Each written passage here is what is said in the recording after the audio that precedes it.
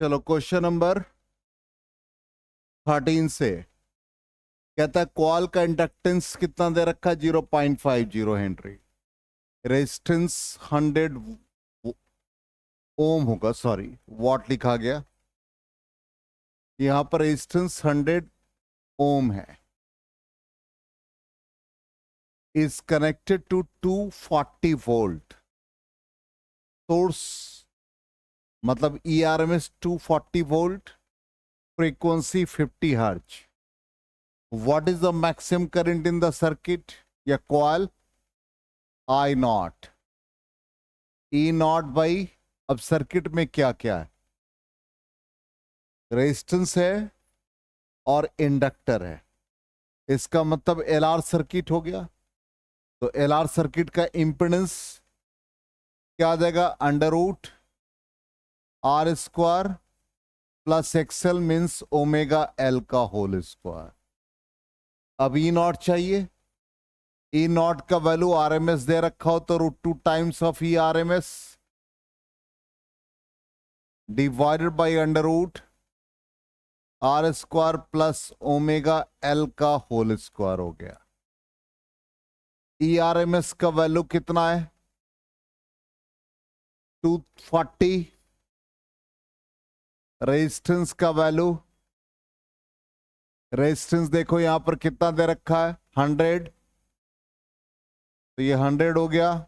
Omega L, frequency का value कितना 50 और इंडक्टर का वैल्यू 0.50, इसका होल स्क्वायर कर देंगे। क्या मिल गया हम लोगों को फर्स्ट पार्ट में? मैक्सिमम करंट और एम्पलीट्यूड ऑफ द करंट। ठीक, वो तो कैलकुलेट कर लेंगे, कैलकुलेट हमने कर रखा। अब बी पार्ट कहता है टाइम लैग, हमने बता रखा था टाइम लैग निकालने का तरीका, आप अपने नोट्स में देख लो, phase difference by omega time lag. आ गया ना क्वेश्चन? इसका मतलब यहां पर हम लोगों को पहले tan phi निकालना पड़ेगा। तो tan phi का फॉर्मूला इंपेडेंस ट्रायंगल याद है, उसी से एकदम दिमाग में वही चीज रखना है। ये phi होता था, ये हमारा R, ये Z, और फिर यहां पर ओमेगा L माइनस ओमेगा 1/ओमेगा C, तो यहां पर LR है, तो इसका मतलब सिंपली ये ओमेगा L। तो tan phi का value omega L/R, omega L ये 50 इंटू 0.50, रेजिस्टेंस का वैल्यू 100 है। क्लियर? तो यहां से tan phi हम लोग निकाल लेंगे। ठीक, tan phi और टाइम लैग पूछा है तो phi/ओमेगा। ठीक, जो टाइम tan phi आएगा उसको π/180 से मल्टीप्लाई कर देंगे, मतलब जो डिग्री होगा उसको रेडियन में कन्वर्ट कर देंगे। आ गया समझ में? क्लियर? 100% क्लियर है सबको? अब देखो यहां पर कैलकुलेशन, I नॉट का वैल्यू वही है E not by √R² plus omega L का होल स्क्वायर हो गया। R का वैल्यू 400, ओमेगा 2 पाई न्यू के फॉर्म में लिखो, सॉरी हमने ओमेगा डायरेक्टली पुट कर दिया था, मेरा मिस्टेक है वहां, वो डायरेक्टली पुट कर दिया था जबकि 2 पाई न्यू होता है। ठीक है, रिपीट कर दे रहे हैं तो मिस्टेक रिमूव हो जाएगा एक तरह से। यहां पे जो ये ओमेगा L है, I नॉट जो हमने कहा वो है E नॉट बाई √R² है, तो ये 100 हो गया। और ओमेगा L को in fact 2 pi nu into L लिखना था, हमने डायरेक्टली पुट कर दिया था। ये न्यू फ्रीक्वेंसी है, नॉट ओमेगा, तो न्यू का वैल्यू 50 हर्ट्ज है, या F लिख दे, जो भी लिखना है। उसी तरह से tan, ये वैल्यू आ गया 1 एम्पियर। अब सेकेंड पार्ट में हमने कहा टाइम लैग निकालने के लिए tan phi निकालेंगे, तो यहां भी हमारा मिस्टेक था, इसको रिमूव किया जा सकता है, तो ये ओमेगा एल बाई आर था, इसको हम लोग 2 pi nu into L by R लिखेंगे, तो ये 2 पाई का वैल्यू 3.14, फ्रीक्वेंसी हमारा 50 है और इंडक्टर का वैल्यू हमारा 0.50 और रेजिस्टेंस का वैल्यू हमारा 100 है। तो ये अप्रोक्सीमेटली 57.5 डिग्री आया, 1.5। अब डिग्री को हमने क्या कहा, रेडियन में 1 डिग्री पाई बाई 180 रेडियन होता है। इसका मतलब 57.5 डिग्री को पाई बाई 180 से मल्टीप्लाई करके इसको रेडियन में कन्वर्ट कर दिया। अब हमको टाइम लैग पूछा, तो टाइम लैग हो गया 5 बाई ओमेगा, तो 5 का वैल्यू यहां से हम सब्स्टिट्यूट कर देंगे, तो ये हमारा पूरा 5 का वैल्यू है और ओमेगा हो गया 2 पाई इंटू न्यू। इससे पाई और पाई कैंसिल हो गया और सिंप्लीफाई कर दिया, टाइम का वैल्यू आ गया। आ गया समझ में? इसका मतलब tan फाई को हम बिना रेडियन में कन्वर्ट किए कभी भी नहीं निकालेंगे, डायरेक्टली डिग्री को पुट नहीं करेंगे, उसमें वहां पर हम लोग पाई बाई 180 से मल्टीप्लाई करेंगे। क्लियर? आ गया समझ में? चले, क्वेश्चन नंबर 13 हो गया। नेक्स्ट क्वेश्चन है 14। कहता obtain the answers A to B in exercise 7.13। 13 question का जो भी डेटा है वो यूज करना है। कहता है the circuit is connected to a high frequency supply 240 volt 10 kilo hertz है। फिर कहता है explain the statement that at very high frequency an inductor in a circuit nearly amounts to an open circuit. How does an inductor behave in a DC circuit after the steady state? यहां सबसे पहला इन सारे statement को verify करने के लिए जब हम हाई फ्रीक्वेंसी यूज करेंगे तो इंडक्टर का बिहेवियर देखेंगे क्या है, इंडक्टर के केस में एम्पलीट्यूड क्या है, इंडक्टर के केस में फेज डिफरेंस क्या है, ये सारी चीजें हम फाइंड करेंगे। ठीक, तो पहला देखिए, सबसे पहले कोई बात नहीं, देखिए ध्यान से, क्योंकि कैलकुलेशन किया हुआ है इसलिए हम एक एक पार्ट को यहां पर एक्सप्लेन कर रहे हैं। करंट एम्पलीट्यूड क्या बना, E not by under root.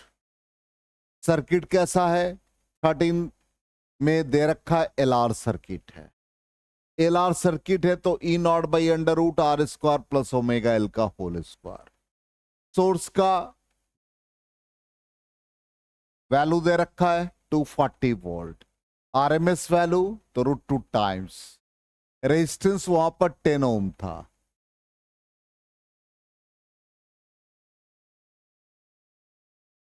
अच्छा 100 ओम था, ठीक ठीक ठीक, यहां 100, हाँ ठीक है, तो 100 का स्क्वायर करेंगे तो ये 10 पावर 4 हो जाएगा, बात एक ही।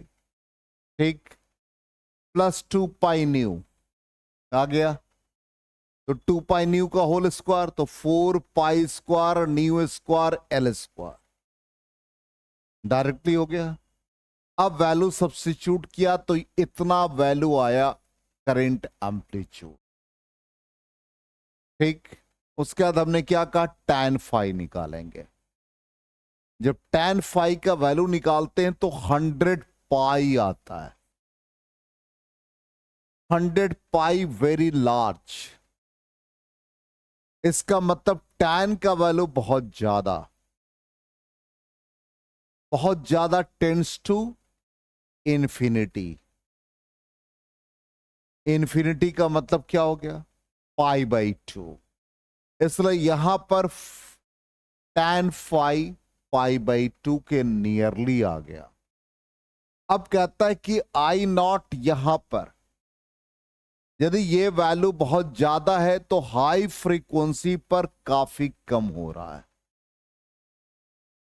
आई नॉट का वैल्यू, क्योंकि इंपेडेंस वैल्यू बढ़ रहा है।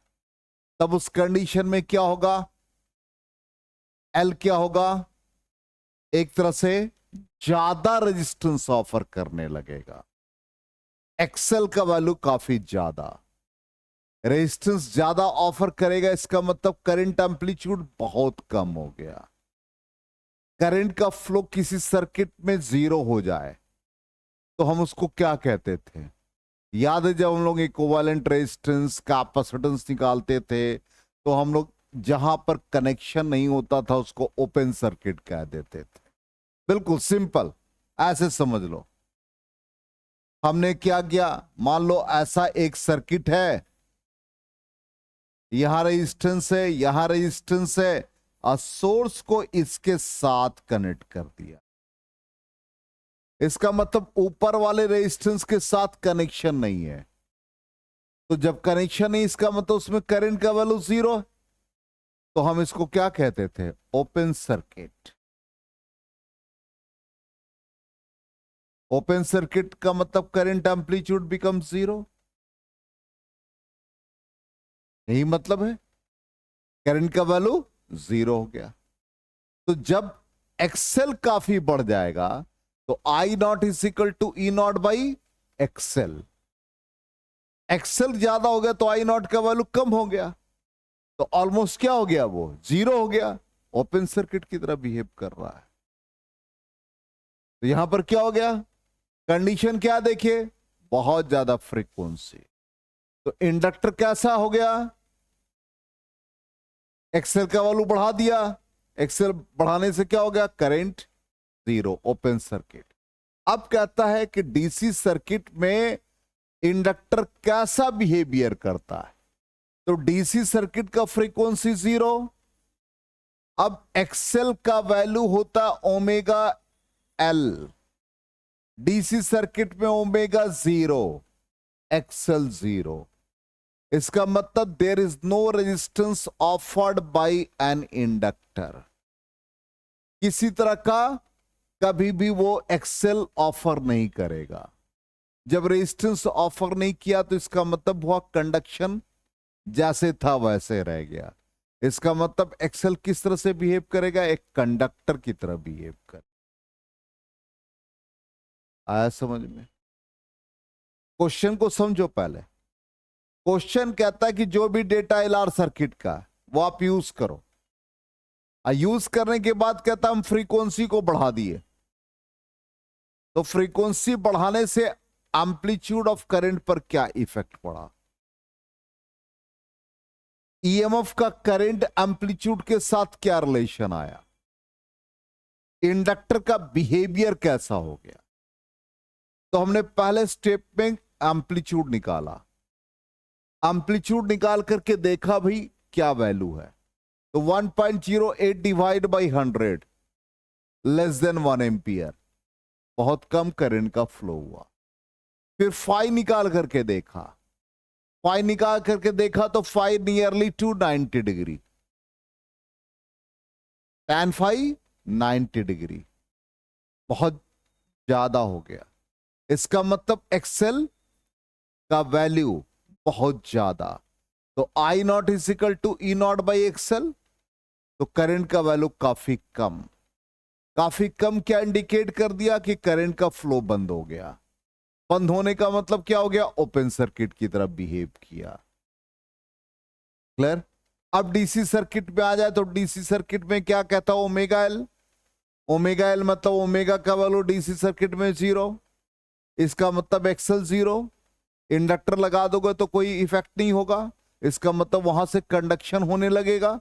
तो इंडक्टर किस तरह से बिहेव करेगा, कंडक्टर की तरह बिहेव करेगा। आगे समझ में? थोड़ा ट्रिकी क्वेश्चन था ये। सिर्फ फ्रीक्वेंसी को चेंज करने से क्या हो गया, आगे समझ में? तो हमको एक मान लो क्वेश्चन पूछेगा कि फ्रीक्वेंसी बढ़ाने से क्या फर्क पड़ेगा, एम्पलीट्यूड कम हो गया। एकदम दिमाग में इस चीज को बिठा लेना। फेज डिफरेंस पर क्या इंपैक्ट पड़ेगा, तो बहुत ज्यादा होने लगेगा। अब इसी तरह का नेक्स्ट क्वेश्चन भी इसी से रिलेटेड है। सेम मैथमेटिकल ट्रीटमेंट हो रहा है। 100 माइक्रोफराड कैपेसिटर को हमने रेजिस्टेंस के साथ कनेक्ट कर दिया। सोर्स हमारा 110 वोल्ट है, फ्रीक्वेंसी दे रखा। मैक्सिमम करंट निकालना है। क्या होगा, कैसा सर्किट है, सीआर। सीआर सर्किट के लिए I not is equal to E not divide by impedance under root R square plus 1/ω/c का होल स्क्वायर। आ गया, इससे हमारा वैल्यू आ गया। देखो अब आर का वैल्यू डाल दिया और 1/ω/c। ठीक, अब ये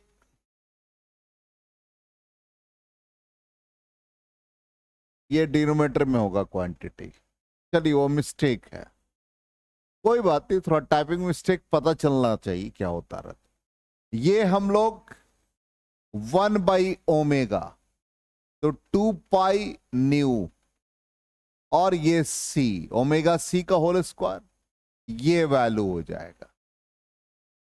ये फाइनली क्या देगा, 1/4π square nu square c square, 1/4π 3.14 का whole square into nu frequency कितना 60 का होल स्क्वायर इंटू कैपेसिटेंस कितना है भाई,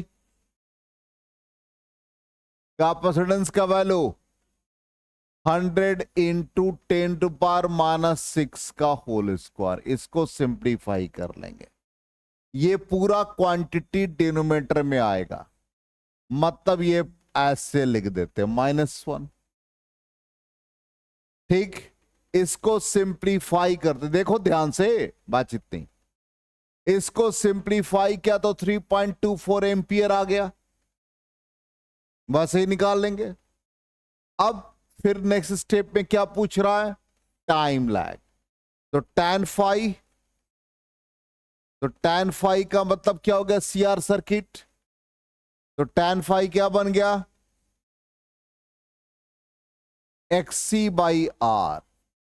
XC का वैल्यू कितना आ गया, 1/ω/c। इसको क्या लिख देंगे, 1/ω/CR। ओमेगा का वैल्यू 1/2π न्यू इंटू CR। 2π का वैल्यू 3.14।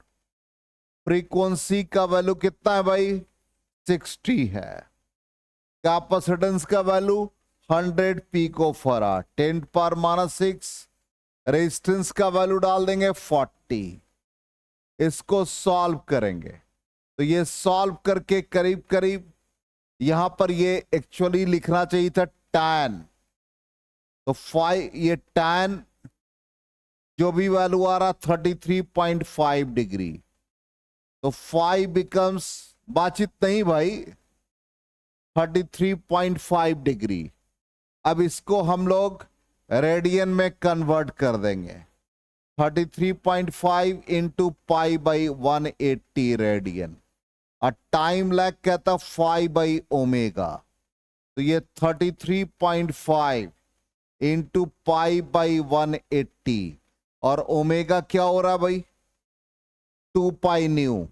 तो 2π न्यू का वैल्यू 60, पाई कैंसिल हो जाएगा और सिंप्लीफाई होकर के 1.55 मिली सेकेंड दे देगा। सेम मैथमेटिकल ट्रीटमेंट, सिर्फ वहां पर LR था, यहां पर क्या आ गया, CR बन गया। क्लियर। अब वैसे ही कहेगा फ्रीक्वेंसी को हाई कर रहे हैं, इसी प्रॉब्लम में इसी डेटा को यूज करके फ्रीक्वेंसी को हाई करना। किसका, मिली सेकेंड 10⁻³ आ रहा है, इसलिए उसको मिली सेकेंड लिख दिया। स्मॉल लेटर से जो भी स्टार्ट होगा वो 10 का पावर नेगेटिव, कैपिटल लेटर से ऑलमोस्ट 10 का पावर पॉजिटिव। अधिकतर केसेस में ऐसा होता है। ठीक, देखो फिर आगे वही क्वेश्चन कहता obtain the answer A to B in exercise 5, जो भी क्वेश्चन नंबर 15 है। If the circuit is connected to, देखो यहां पर फ्रीक्वेंसी बढ़ा दिया। सेम क्वेश्चन कहता है hence explain the statement that a capacitor in a conductor at very high frequency. ठीक, compare this behavior with that of a capacitor in a DC circuit after the steady state. ठीक, अब यहां पर बस ही काम किया। सबसे पहला क्या किया, फ्रीक्वेंसी हाई, उससे हम लोगों ने करंट एम्पलीट्यूड निकाल दिया, करंट बढ़ गया। देख लो उस वाले केस में क्या था, इंडक्टर वाले में करंट घट गया था, करंट बढ़ गया, 5 फेज डिफरेंस देखो कितना आ गया। ठीक, यहां पर भी लिखना चाहिए था tan 0.2 डिग्री, फिर 5 बराबर 0.2 डिग्री, चलो उतना एरर चलता है। तो ये अप्रोक्सीमेटली 0.2 मतलब 0 डिग्री के आसपास, पाई का वैल्यू काफी कम। अब हम करंट का आरएमएस वैल्यू निकाल करके देखते हैं। तो आरएमएस वैल्यू जब हम निकाल करके देखते हैं तो करंट एम्पलीट्यूड और आरएमएस वैल्यू यहां पर देखो ऑलमोस्ट बहुत कम का डिफरेंस है, बहुत ज्यादा का डिफरेंस नहीं है। तो हाई फ्रीक्वेंसी में यदि हम कैपेसिटर को यूज करें या ना यूज करें तब भी यहां पर करंट का वैल्यू सेम हो रहा है। फ्रीक्वेंसी हाई करने पे विदाउट कंडेंसर और विद कंडेंसर करंट का वैल्यू सेम हो रहा है, करंट के वैल्यू में ज्यादा इंपैक्ट नहीं पड़ रहा है। ठीक, इसका मतलब कैपेसिटर क्या कर रहा है, यदि लगाओगे तो अपोज नहीं करेगा, नहीं लगाओगे कुछ नहीं होगा, लगाने के बावजूद भी किसी तरह का रेजिस्टेंस ऑफर नहीं कर रहा है, इसका मतलब कैपेसिटर कंडक्टर की तरह बिहेव कर रहा है। ठीक, इसका मतलब हम लोगों को जो भी हम लोग एसी सर्किट में फ्रीक्वेंसी को यदि बढ़ा देते हैं तो capacitor behaves like a conductor. Clear? अब दूसरा पार्ट ये कहता है कि स्टेडी स्टेट मतलब डीसी में इसका रोल क्या होगा। तो डीसी के लिए फ्रीक्वेंसी हमारा 0। अब डीसी का एक्सी का वैल्यू क्या होता है, इन केस एक्सी का वैल्यू निकाल करके देते हैं। एक्सी हम लोग का होता है 1/ω/c। तो वहां पर फ्रीक्वेंसी 0, ये क्या बन गया, इनफाइनाइट। इसका मतलब क्या करेगा, ये रेजिस्टेंस इतना ज्यादा ऑफर करेगा कि ब्लॉक कर देगा डीसी सर्किट को। इसलिए capacitor always blocks the DC circuit. तो क्या हो गया, हाई रेजिस्टेंस ऑफर करने लगेगा। आ गया समझ में? क्लियर हुआ या नहीं? अब कंक्लूजन क्या निकला, यदि हम फ्रीक्वेंसी को बहुत नहीं बढ़ाएं तो कंक्लूजन यही निकला कि जो रेजिस्टेंस का रोल डीसी सर्किट में था वही रोल एसी सर्किट में इंडक्टर और कैपेसिटर का होगा। अब मान लो कि एक सोर्स से हमने इंडक्टर को कनेक्ट किया और एक बल्ब को ग्लो करा रहे हैं, बल्ब के ब्राइटनेस पर कोई फर्क नहीं पड़ रहा, एक सोर्स। और दूसरा सोर्स जब लगाते हैं तो बल्ब का ब्राइटनेस बढ़ता घटता है। तो बल्ब के ब्राइटनेस पर कोई इंपैक्ट नहीं पड़ा तो वो सोर्स डीसी हो जाएगा, और एसी वाले में एक्सेल ऑफर करेगा। तो इस तरह का क्वेश्चन आपको सोचना पड़ेगा। ये न्यूमेरिकल एनालिसिस यही हम लोगों को सिखा रहा है। बहुत डेप्थ का क्वेश्चन है, ये सब क्वेश्चन छूट जाता हो तो चांस की बात है कि वो लोग रिकॉल करा दिए तो हम कराते रहे। चलिए आगे बढ़ते हम लोग। तो 16 हो गया। नेक्स्ट क्वेश्चन नंबर 17 कहता keeping the source frequency equal to the resonating frequency of the series LCR circuit. कहता if the three elements LCR arranged in parallel, LCR को parallel में combine करेंगे so that the total current in the parallel LCR circuit is maximum at this frequency, obtain the current RMS value. ठीक, सबसे पहला RMS value निकालो, कुछ भी निकालो, हम लोगों को इंपेडेंस का वैल्यू चाहिए। तो प्रीवियस क्लास में जो हमने कॉम्प्लेक्स नंबर का यूज किया था उसमें देखो एलसीआर का पैरेलल कॉम्बिनेशन क्या था? तुम नहीं थी क्लास में? हैं? Use of complex number in AC circuit, अलग से वीडियो भी बना दिया है, देखिए भी नहीं होगी।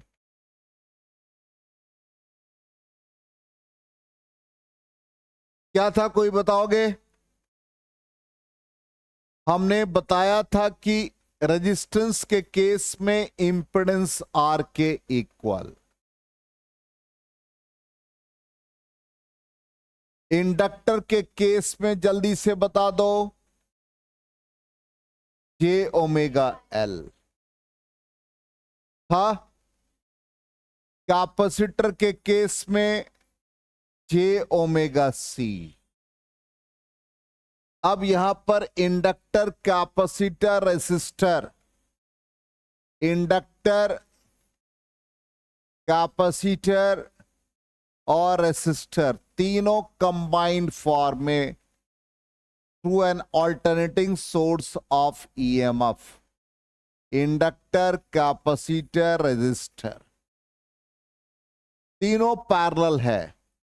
तो इफेक्टिव रेजिस्टेंस क्या होगा? 1/R is equal to 1/R1 plus 1/R2 plus 1/R3। इसका मतलब इंपेडेंस हो गया 1/Z, इंपेडेंस अक्रॉस आर या अलोंग, जो भी आप कहते हैं, कैपेसिटर के लिए और इंडक्टर के लिए। ठीक,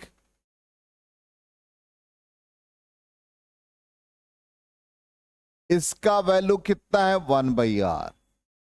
इसका वैल्यू कितना? बातचीत कर रहे हो तुम लोग आज कुछ ज्यादा ही। ये जे ओमेगा सी, ये क्या बन गया? जे ओमेगा एल। हमने कहा था किसी भी कॉम्प्लेक्स नंबर को हम जब रियल और इमेजिनरी फॉर्म में लिखते हैं तो ए प्लस आयोटा बी।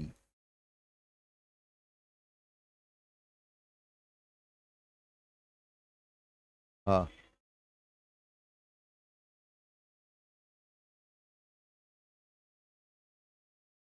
मैथमेटिक्स का अंत जहां होता वहीं से फिजिक्स की शुरुआत होती है।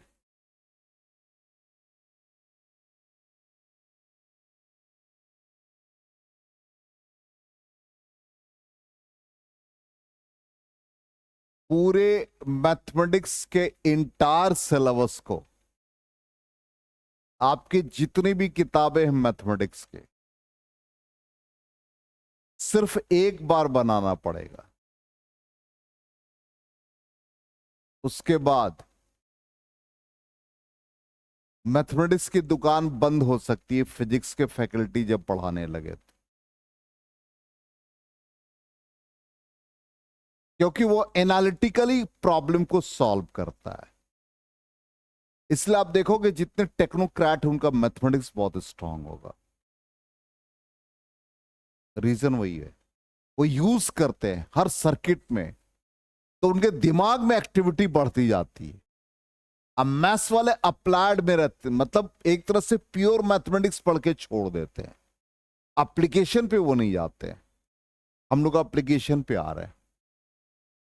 जी ऑपरेटर को यूज कर लिया फिजिक्स में, लेकिन फिजिक्स का अभी तक तुम लोग मैथमेटिक्स में यूज कम किए होगे। सिर्फ application of derivative, maxima, minima, rate major,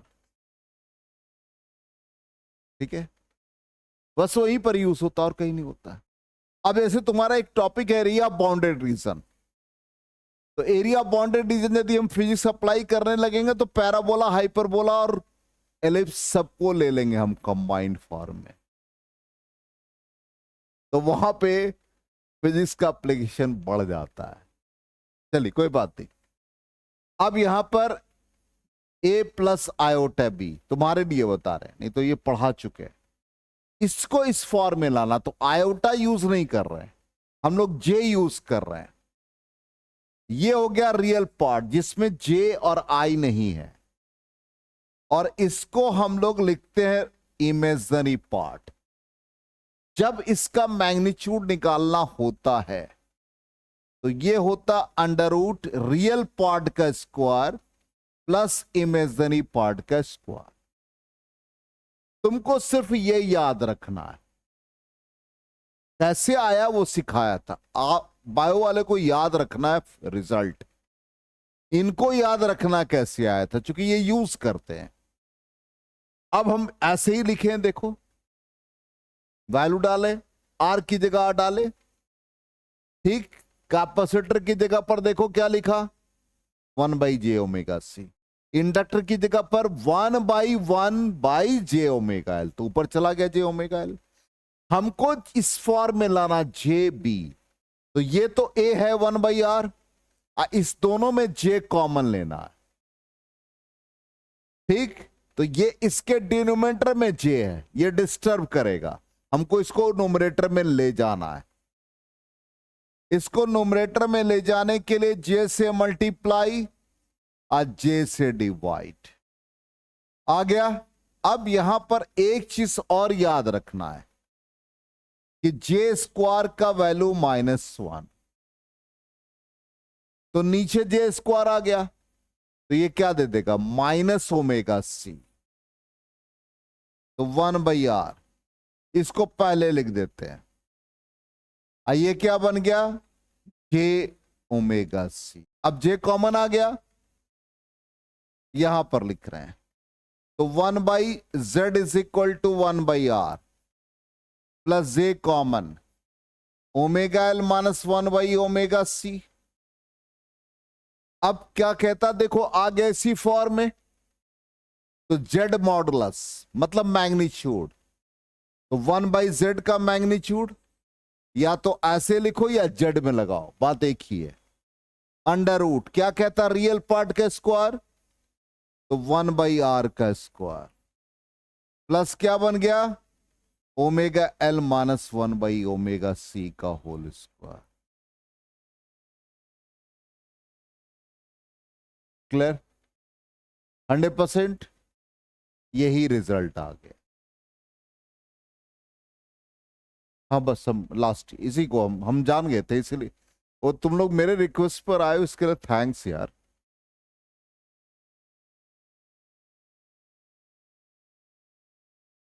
अरे एक बार चेक करो, तो चेक करो, चेक करो, हो सकता मेरा मिस्टेक हो। नहीं नहीं नहीं, उसका चेक करो तो, इंडक्टर का क्या था वैल्यू।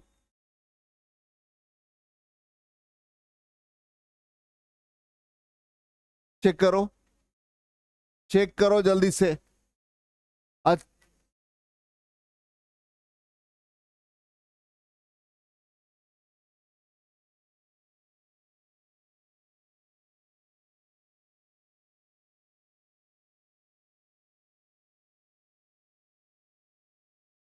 अच्छा चलो कोई बात नहीं, हमारे पास पीडीएफ, हम चेक कर लेते हैं। एक मिनट, हम चेक कर लेते हैं, स्लाइड को हम आगे मूव करा के चेक कर लेते हैं। नहीं नहीं, बस हम एक बार चेक कर लेते हैं, उसकी बात को हम थोड़ा सा, देखो ये कॉम्प्लेक्स नंबर ये था प्रीवियस क्लास में, चेक कर लेते हैं। रेजिस्टेंस के केस में ये था, कैपेसिटर के केस में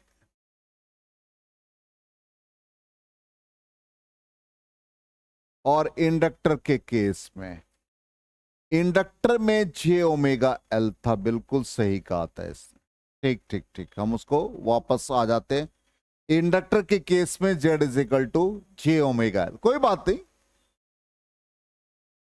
कोई, हाँ हम लोग रिपीट कर लेते हैं, कोई दिक्कत नहीं है, कोई दिक्कत नहीं, उस क्वेश्चन को रिपीट कर लेते हैं।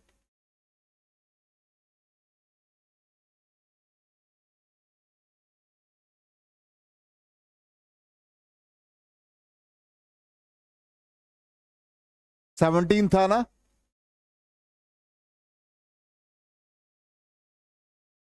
हाँ क्वेश्चन नंबर 17 या 16 था। हाँ 17, चलिए कोई बात नहीं। यहां पर कैपेसिटर के केस में क्या था, इसका मतलब यहां पर रेजिस्टेंस के केस में आर है, इंडक्टर के केस में जे ओमेगा एल, ठीक कोई बात नहीं, और कैपेसिटर के केस में जे ओमेगा सी, ठीक है। वो वैल्यू मतलब जो यूज किया था उसका रेसिप्रोकल लिखा गया था बाय मिस्टेक। तो अब यहां पर 1/z रेजिस्टेंस के केस में ये आ गया, कैपेसिटर के केस में क्या आ जाएगा, 1/j ओमेगा सी, और इंडक्टर के केस में हाँ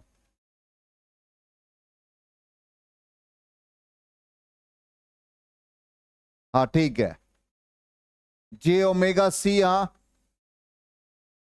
और ये 1/j ओमेगा एल, तो 1/r 1/j ओमेगा सी, और ये जे ओमेगा एल, ठीक। जे कॉमन लेने के लिए इस वाले पार्ट में जे से मल्टीप्लाई, जे से डिवाइड, इस वाले पार्ट में ऐसे ही रखेंगे,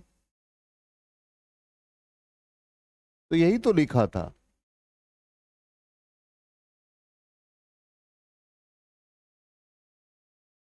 इंडक्टर के केस में जे ओमेगा एल, ठीक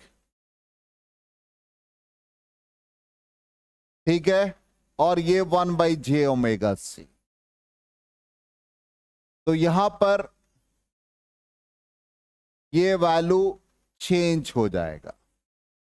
लास्ट क्वेश्चन, चलिए कोई बात नहीं, वो मेमोरी में कभी कभी। तो यहां पर ये जे ओमेगा एल और ये 1/j ओमेगा सी, 1/r, ये जे ओमेगा एल हो गया, ये प्लस जे ओमेगा सी, इस वाले पार्ट में जे से मल्टीप्लाई, जे से डिवाइड, जे ओमेगा सी, ये हो गया माइनस साइन, तो यहां पर क्या आ गया, J by omega L, J omega C, इसको ऐसे लिख दिया 1/z is equal to 1/r, J common ले लिया, ओमेगा सी माइनस 1/ओमेगा एल, इसका एम्पलीट्यूड निकाल लिया, √1/r² plus omega C minus 1/ओमेगा एल का होल स्क्वायर,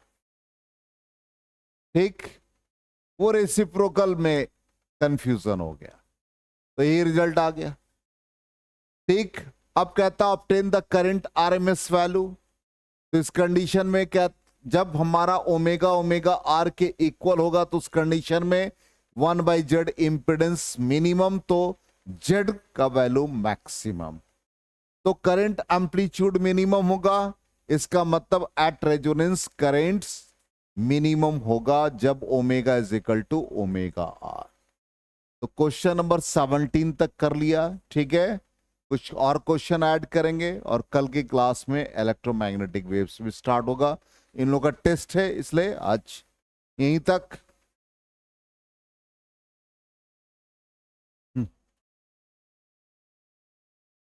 हाँ बस 2 मिनट रुकेंगे आप लोग, हम लोग कुछ डिस्कशन कर लें।